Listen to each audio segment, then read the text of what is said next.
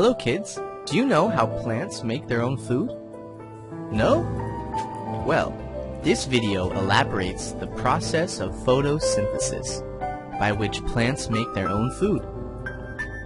Photosynthesis is the process used by plants to make their own food, or in more complex terms, it is the conversion of light energy into chemical energy by plants.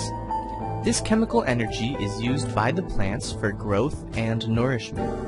Photo means light and synthesis means putting together in Greek. When humans cook food, some essential things are required, including fire, water, vegetables, etc. Similarly, to make their food, plants also need some essential factors, including light, water, nutrients, soil, etc. Plants get light from the sun, water from the ground, and carbon dioxide from the air. All of these factors, including air, water, carbon dioxide, and sunlight, together help plants churn out their own food. Plants have tubes called xylem, located in the stems through which the water from the ground is sucked into the leaves. This system works similar to humans sucking liquids through a straw. The xylem is spread throughout the different parts of the plant, including the stem, branches, and all the way up to the leaves. The xylem transports vital nutrients to the entire plant. Xylems in the plant are like blood vessels in the human body that act as an important means of transportation of water and nutrients. Leaves on the plant have pores, very similar to the pores on the skin of our bodies. These pores are called stomata. These stomata are responsible for the exchange of gases. The carbon dioxide present in the air, which is responsible for photosynthesis, enters the plant through these stomata. Oxygen also comes out through these stomata. Leaves have important cells called mesophyll cells. These cells contain a green color component called chloroplast. This chloroplast is responsible for the green color of plants and leaves. Once the carbon dioxide and the water reach the chloroplasts in the presence of sunlight, the process of photosynthesis starts to take place. The following reaction takes place in the leaves of the plant during photosynthesis. Carbon dioxide plus water in the presence of light energy results in oxygen plus glucose or carbohydrates. The products formed are glucose and oxygen. Carbohydrates, which are a form of glucose, are synthesized from carbon dioxide and water. Glucose is used by the plants for their growth. Some of the glucose is used immediately, and the extra glucose, which is not used, is stored in the form of starch in the leaves. Some amount of this extra glucose is also stored in the roots of the plants. This extra glucose is used to perform photosynthesis when there is no sunlight. Oxygen is given out into the air through the stomata in the process of photosynthesis. The oxygen that is released is used by human beings to breathe during their respiration process. Ever wondered why this process is called photosynthesis? Well, the word photosynthesis is a combination of two Greek words, photo and synthesis. Photo means light in Greek, and synthesis means putting together or combining. Hence, photosynthesis literally means combining water or carbon dioxide in the presence of light. So the essential factors for photosynthesis to take place include sunlight, water, and carbon dioxide. Underwater photosynthesis takes place at a slower pace than the normal photosynthesis. This is because energy from the sun is absorbed by the water layers and only some amount of energy actually reaches the plant. There are some plants which don't need the process of photosynthesis to grow. Such plants include mushroom, Venus flytraps, etc. Mushrooms get their food from the ground and from their surrounding areas. Venus flytraps trap and catch small insects which come near the leaves and eat them. Don't forget to subscribe to our channel for more cool science videos.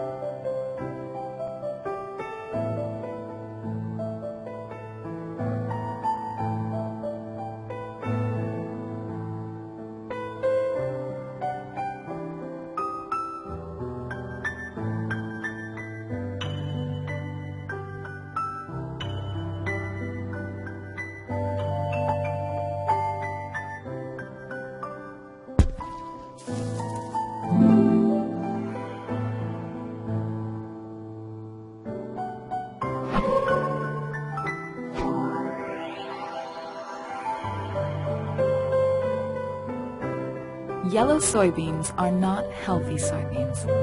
Why? Because soybeans turn yellow when they lack a critical mineral, iron. Plants require a balance of minerals for healthy growth. Without the proper balance of minerals, the plant will not grow normally and eventually crop yields will decrease.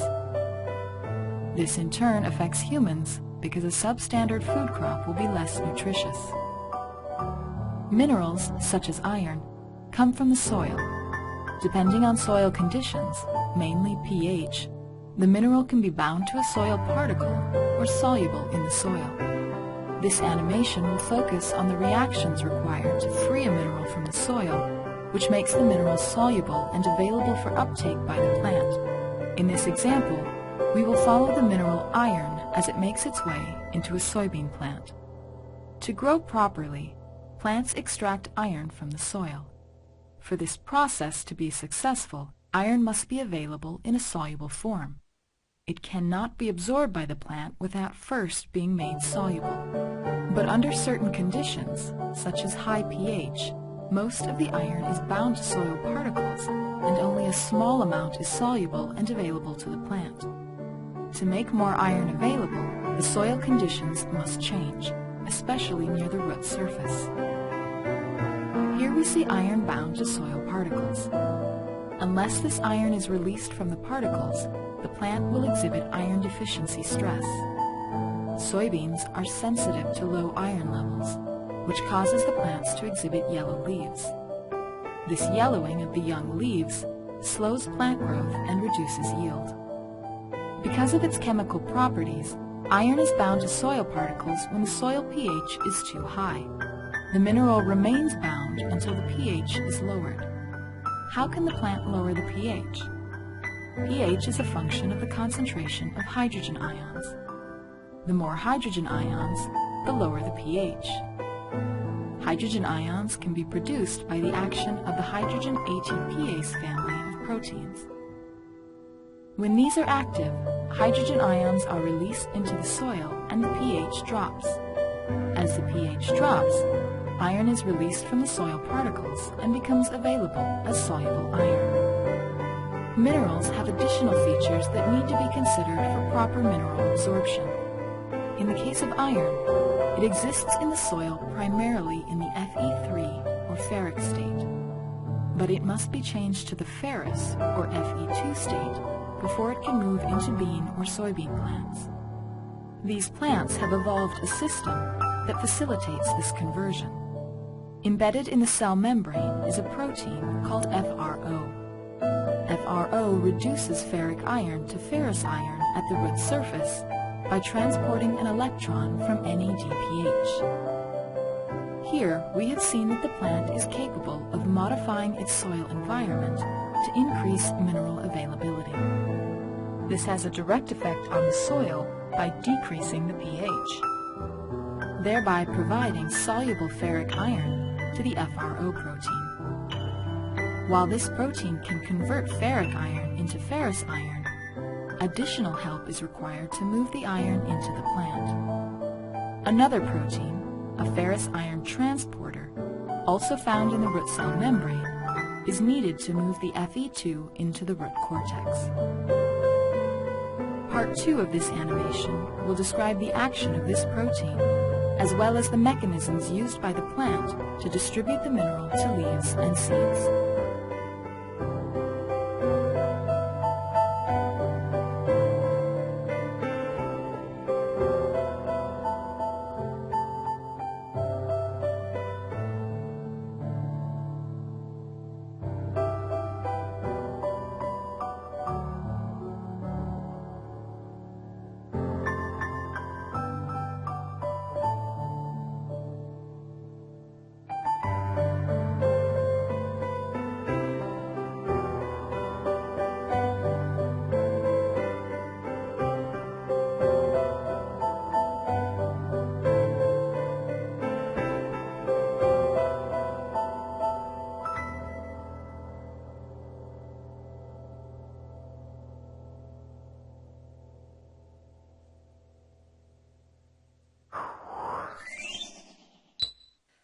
I'm Emerald Robinson, and in this What Is video, we're going to discuss one of biology's most important processes, photosynthesis. Photosynthesis is the process by which green plants and some bacteria change light energy and carbon dioxide gas into usable chemical energy in the form of a sugar called glucose. The overall biochemical reaction for photosynthesis is carbon dioxide plus water yields glucose and oxygen gas. Light energy, usually from the sun, and a special green pigment molecule called chlorophyll are needed to complete this reaction. The process of photosynthesis has two parts, the light cycle and the Calvin cycle. When light strikes a chlorophyll molecule, it excites some of its electrons and causes them to leave the molecule. Light also splits a water molecule into hydrogen and oxygen. The oxygen is a waste product and leaves the plant as oxygen gas. But the electrons and hydrogen create two energy-carrying molecules, ATP and NADPH. Therefore, the light reaction changes light energy into chemical energy, which is necessary for the next part of photosynthesis. In the Calvin cycle, the ATP and NADPH produced in the light reaction are used to fix carbon dioxide into sugar. Fixing means plants take the carbon dioxide gas, which can't be used by animals, and change it into glucose, which they can use. Why is photosynthesis so important?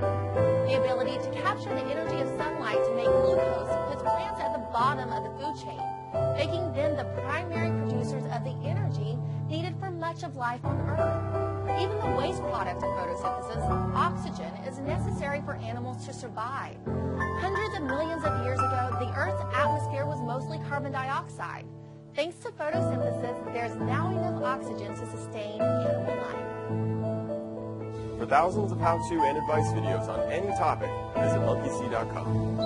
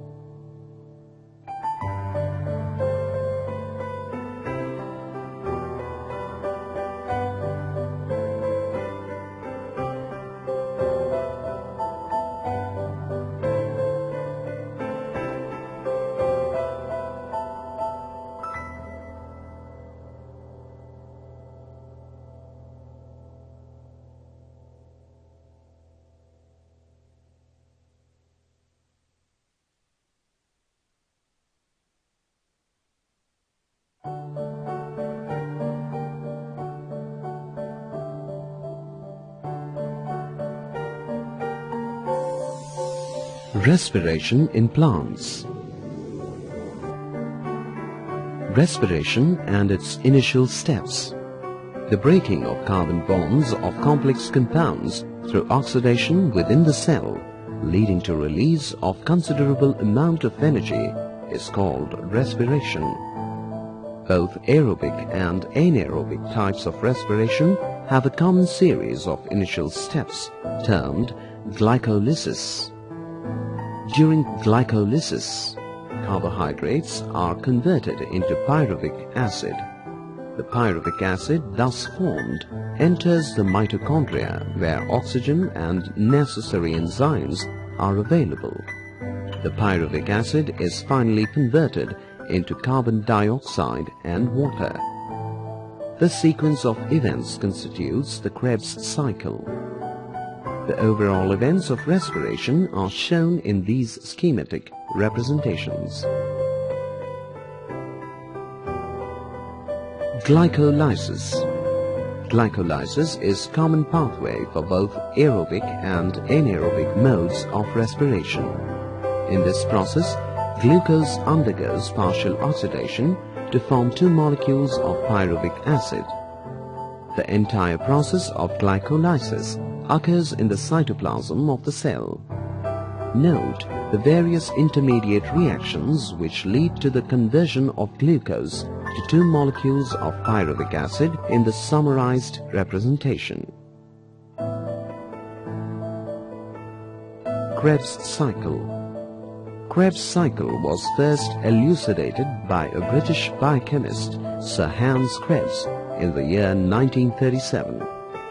Aerobic respiration takes place within the mitochondria. Pyruvate, which is formed by the glycolytic catabolism of carbohydrates in the cytosol, undergoes oxidative decarboxylation by a complex set of cyclic reactions. At the end of Krebs cycle, we get 8 molecules of NADH plus H plus, 2 molecules of FADH2 and 2 molecules of ATP.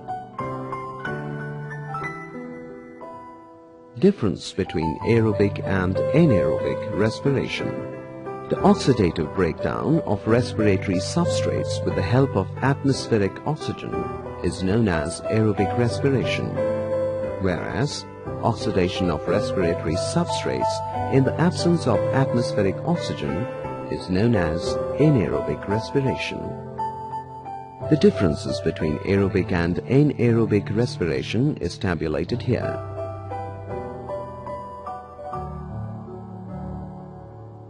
The electron transport system. The metabolic pathway through which the electron passes from one carrier to another is called the electron transport system as represented in the diagram. This is the last step of aerobic respiration, in which oxidation of reduced coenzymes, namely NADH+, H+, and FADH2, formed during glycolysis and Krebs cycle takes place through the electron transport system.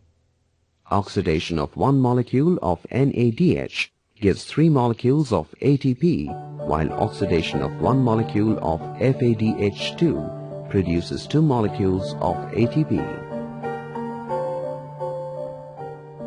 Interrelationships among metabolic pathways. The respiratory pathway is an amphibolic pathway as it involves both anabolism and catabolism. All along the respiratory process, there is a breakdown of substrates and synthesis of substrates. Note the interrelationships among metabolic pathways shown in the schematic representation and the breakdown of respiratory substrates to form carbon dioxide and water.